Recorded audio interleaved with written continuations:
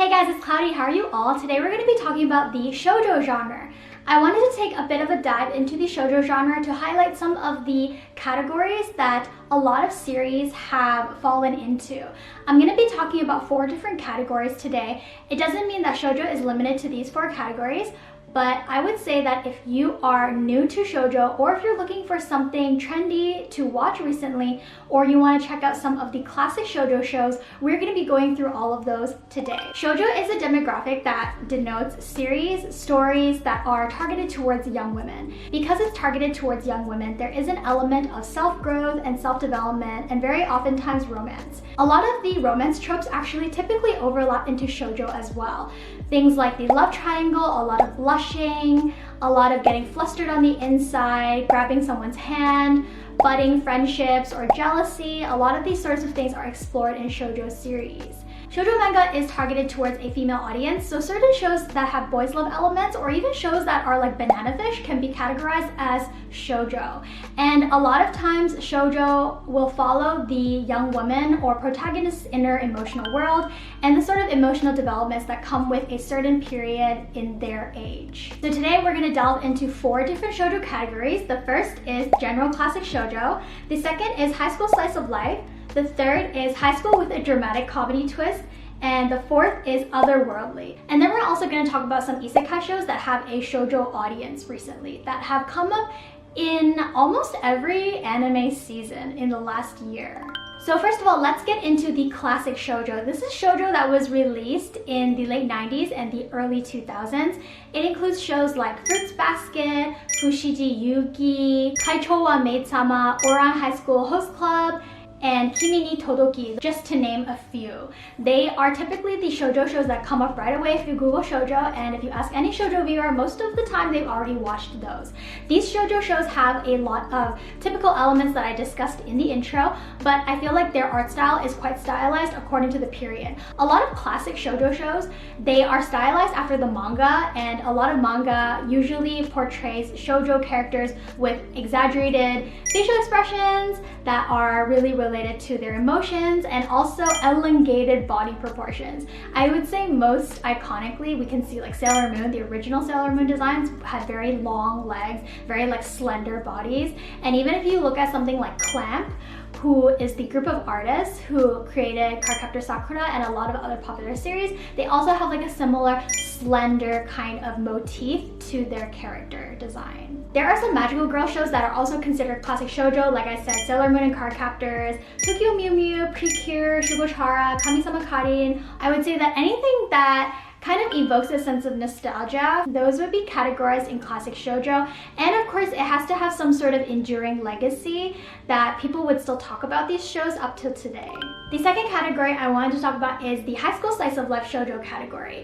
This means that the shows are high school centric or school centric. There isn't that much family stuff going on. A lot of it revolves around the relationships between the students and the stresses of everyday life. This one is pretty easy to get into because there's no fuss, it's very simple, and the storytelling can be pretty contained. I would say that there's a lot of overlap when it comes to high school slice of life with romance, such as Ao Haru Ride, Aharon-san wa Hakararenai, Shikikomori's Not Just a Cutie, and also Tada-kun Never Falls in Love. I think the shows here mentioned were a little bit more slower paced, and there's a little bit of comedy in it, but there's a lot of exploration to self-growth and school friendships and relationships.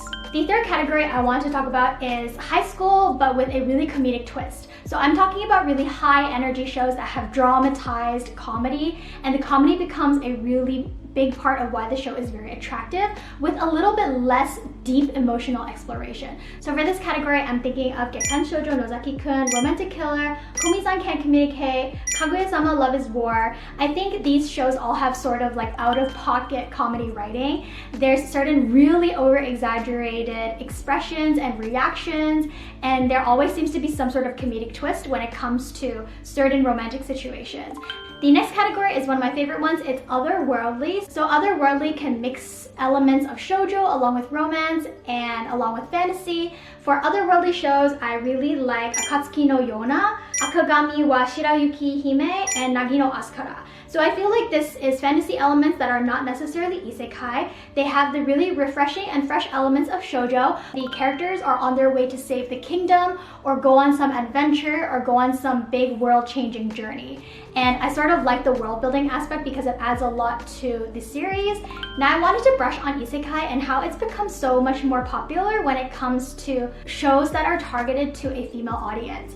In isekai shows, the protagonist has some sort of accident happen to them which makes them black out, or they die a horrible death in the modern world and they're thrown into this other fantasy world where they're given a second chance. And I feel like the elements of self-growth and self-development overlap with typical shoujo series.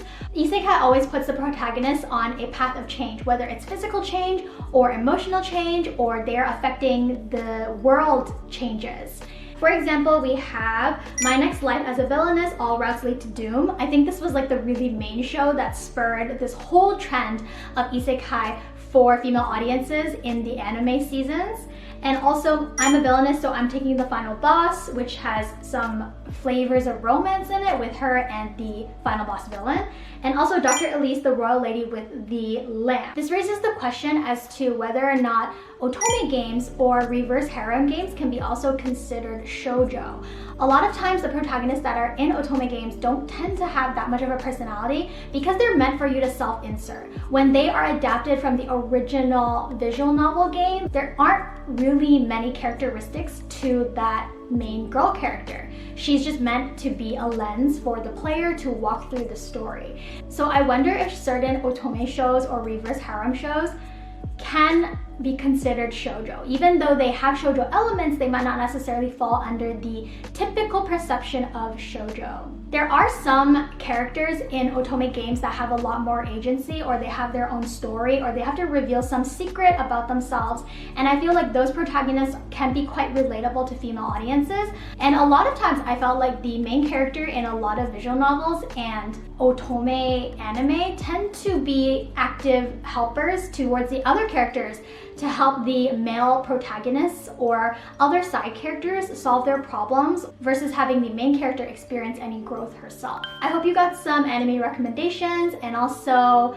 thought a little bit about the shoujo genre itself. There are plenty of other channels that do much more deeper dives on shoujo, but I just wanted to give my little bit of 2 cents on it, raise some questions about it, and also just give a little bit more information about the genre for people that don't know that much about it. I hope you guys found this video helpful, and if you did, don't forget to like and subscribe, and I will talk to you guys in my next one very soon. Bye!